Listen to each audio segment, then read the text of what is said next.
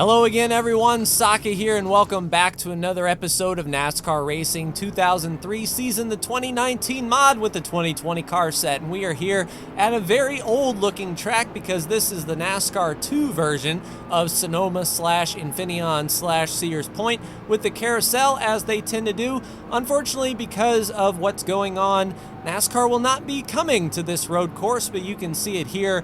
Back a few rows is Brandon in that wreckingandracing.com podcast Toyota. If you're a NASCAR fan looking for a new podcast to listen to, just head on over to wreckingandracing.com. We are set for 12 laps here at Infineon, and it's looking like we do not need to pit. We are one lap to the good. So if we overdrive a bit, if we have short gearing, that's going to eat into our fuel mileage a bit, and we may have to conserve later in the run, but we will cross that bridge or that pedestrian path when we get there. Very long to get under green here. We have to wait until we are almost to the start-finish line before the flagman throws the green, so crawling at 4,500 RPM, there's the green flag, and we are on it. As you can see, our gearing is very, very quick. Like I said, it's going to eat into fuel mileage just a bit, so there may be a part of the race where we have to short shift and not run the RPM so high. But we want to get away from these guys as fast as possible, try to get a little bit of a gap between us and second place, and then we can cruise once we get there. So the carousel portion of the racetrack is right here. Normally the racetrack would continue forward and we would just be making a right turn, but because this is a NASCAR 2 version of the track, that other portion of the track does not exist.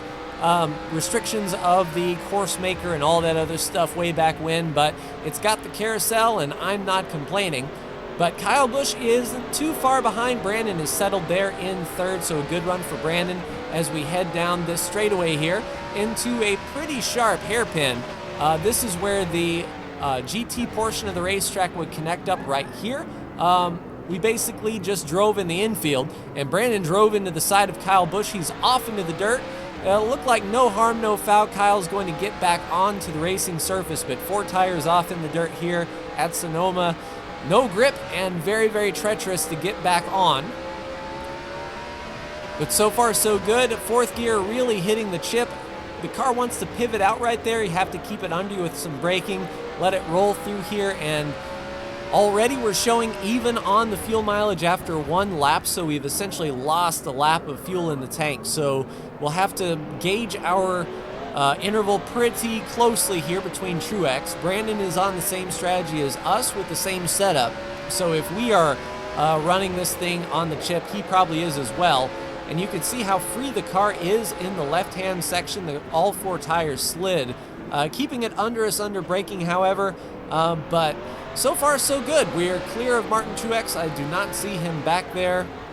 So we can sort of run our own race here. If Brandon gets position, we'll let him go and just race the racetrack instead of racing Brandon here. No need for wins as far as our playoff picture is concerned. So we can run first or second. I am not opposed to either, but what we don't want to do is put this thing into the tire barriers, because there's no coming back from that. Looks like Brandon may have slid off the racetrack a bit. We opened up that gap by a second to a second and a half back there, so we can short shift a bit, try to save as much fuel as we can. Looking at the temperature gauge, we could do with some more tape on the front though. We're running really cool, all things considered.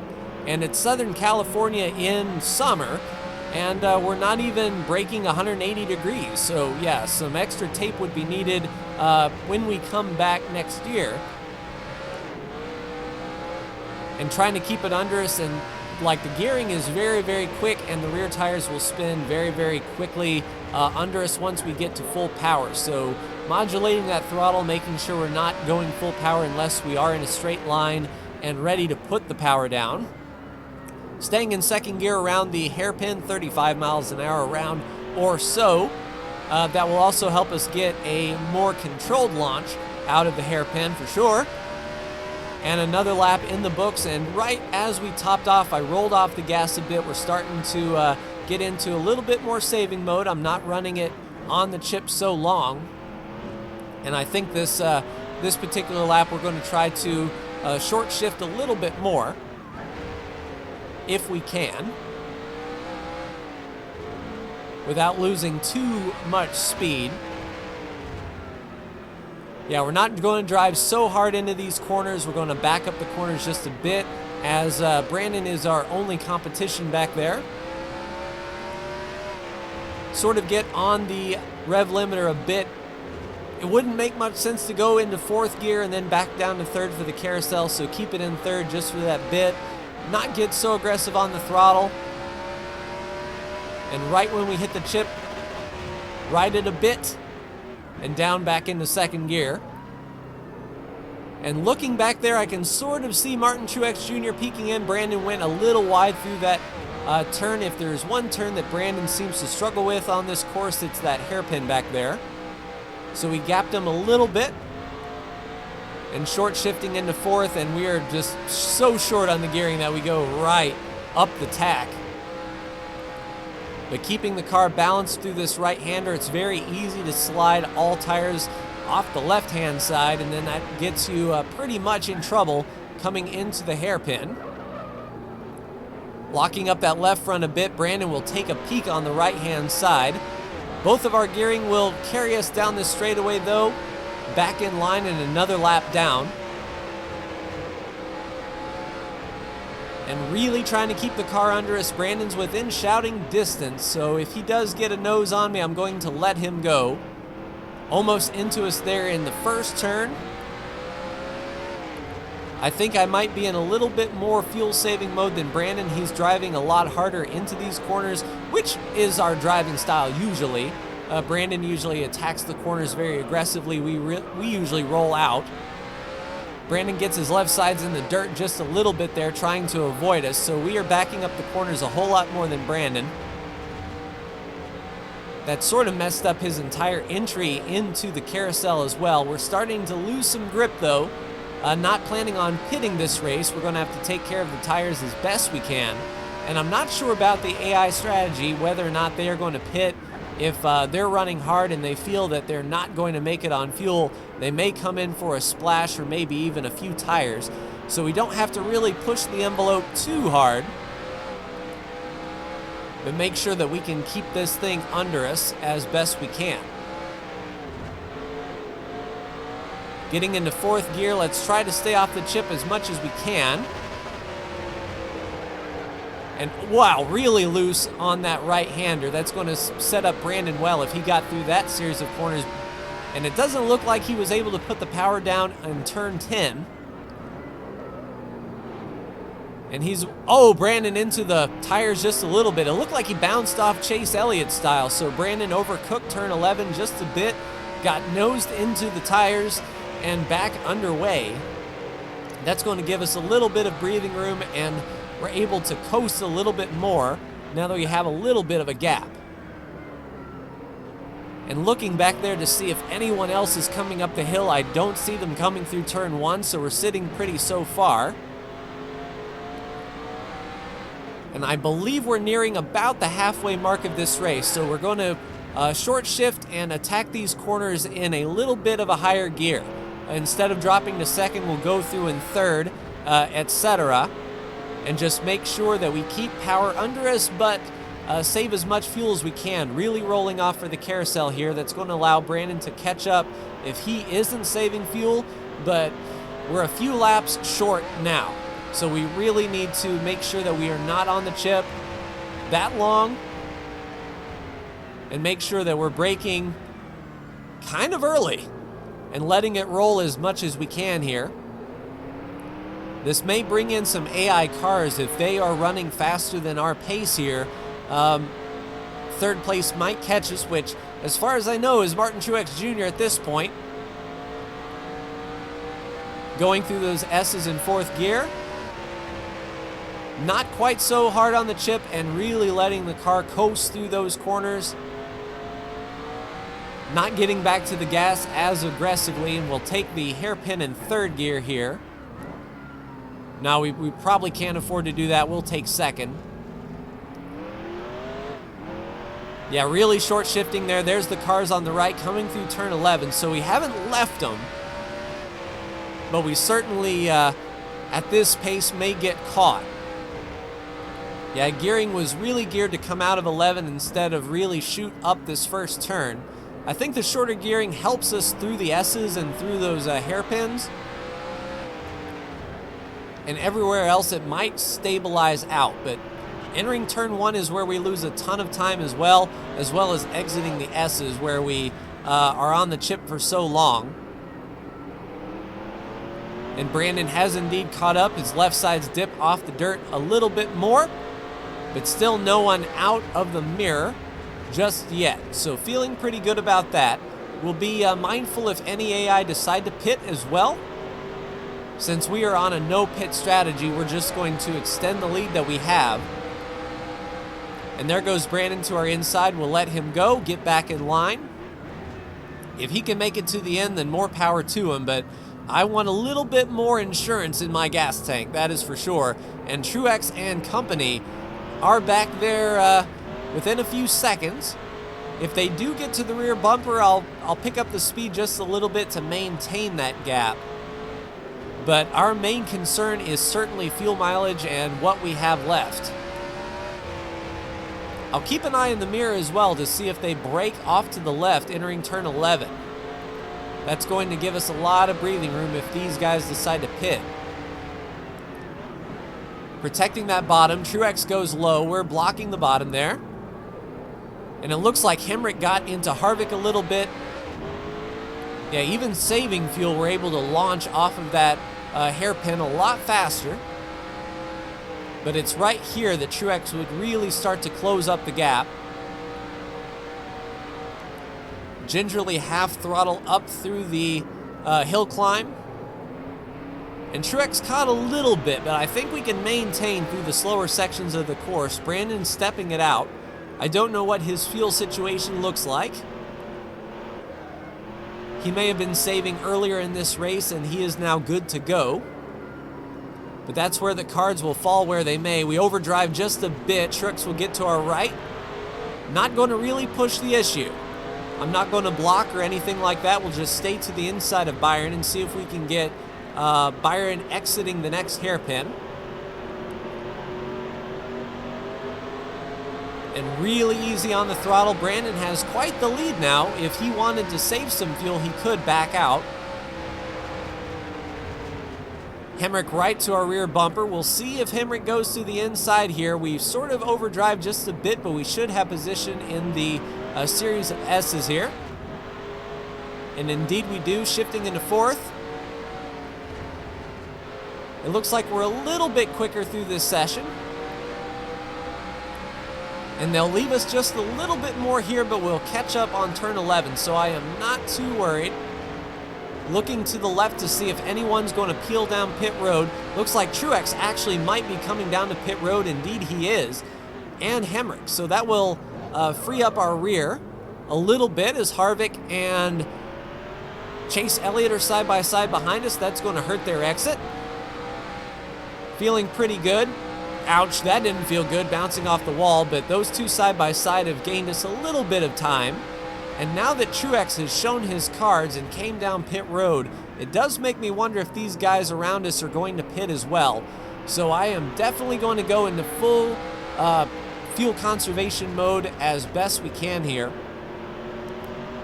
I don't know if, say, Brandon runs out of fuel, if we have the time to catch him. I don't know where he would run out. But all we have to do is stay within striking distance of Byron. Maybe we can pass him going into the S's, or maybe he'll peel off down pit road. It'll make our job a whole lot easier if he does pit for sure.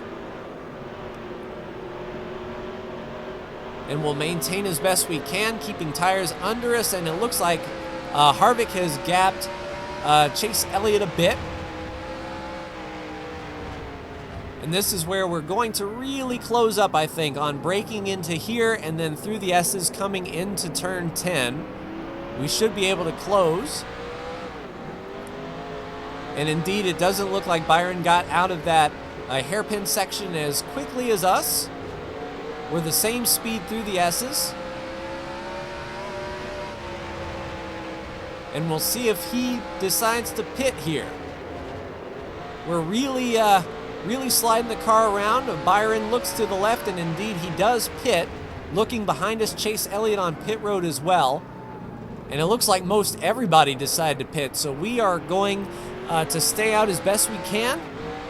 Stay within eye shot of Brandon, if possible, based on what our fuel tank shows. But with no pressure from behind, I can just focus on getting this thing slowed down and keeping all 4 tires on the pavement. And it looked like we caught a little bit there. The best thing for us would be if Brandon's tires decided to give up. Perhaps maybe he overdrives, or maybe he runs out of fuel. There are still several things that can happen that would be fortuitous for us here. And we'll start looking for landmarks to see if at what point of the track we can see him and are we gaining. Certainly no one out the mirror, which is comforting for sure. We might come across at least second here, which I'm not complaining. Brandon is going for his 5th win of the year. We have 7. So we would still be ahead in the overall grand scheme of things. Tires are really giving up though. Even under braking, all 4 tires wants to slide out from us. But I think we are making headway. All right, so next time we come through, we'll see if he's any closer to the tires than us. We'll see if we can make up some time here in 11. I don't think we were this close to Brandon last lap, so he may be really backing it down as far as his fuel mileage is concerned. All right, so Brandon crossed the line there. Looks like perhaps 4 to 5 seconds. And it's just going to be a waiting game to see if we catch him in any way. I think we maintained about that time. I think he was going up the hill at about the same position last lap. I mean, we're not too far awful behind. If he does run out of gas, it depends on where he runs out of fuel, but he may be able to coast with the lead that he has. All those cars back there have pitted, so if we pitted now, our bed would be made. Though if the yellow flag were to come out, I don't believe anyone would come to pit road, so we would essentially be turning off the engine and coasting as much as we can. Yeah, it looks like Brandon may have some difficulty going into this hairpin here. Yeah, I think we are a little bit closer going into the S's on this exchange. One thing about this track being 2.5 miles, lap traffic should not be a factor. Even if they pitted, I don't think that we can make up 2.5 miles on them over the course of a 12-lap run. So it should be just us and him out here to decide it. And I think we are just a little bit closer just by the eyeball test. We'll see time-wise. So Brandon across the line there. And 1001, 1002. Yeah, we're definitely catching him. I think we closed up about a second that lap. We never used to see him going into that first turn. As far as our fuel situation is concerned, we are right on the number. We could still save a little bit more over the course of this run to try to squeeze every last drop out of it that we can. And the fact that we are catching him just a bit is encouraging for us for sure.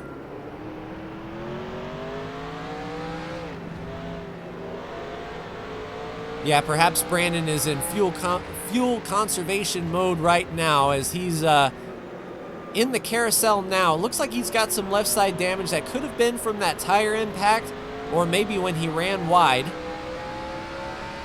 We'll have to look at the replay and see where he did get that damage. Just in order to stay as close as we can to him, I'll redline it a bit.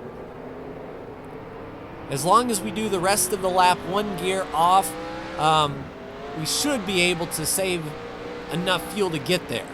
That's my hope anyway. We're within striking distance. Yeah, we'll go full bore here to try to keep up. And through turn 10, he bottomed out just a little bit, got unstable. We're going to have a lot of momentum coming in.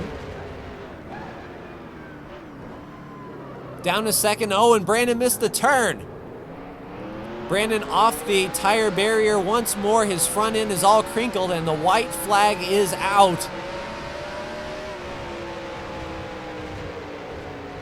And that will bring out the yellow. I actually wasn't thinking that the yellow flag would come out. That would have been an amazing last lap, but as long as the fuel tank holds, it looks like we're going to come around for the victory. Let's hope and keep our fingers crossed.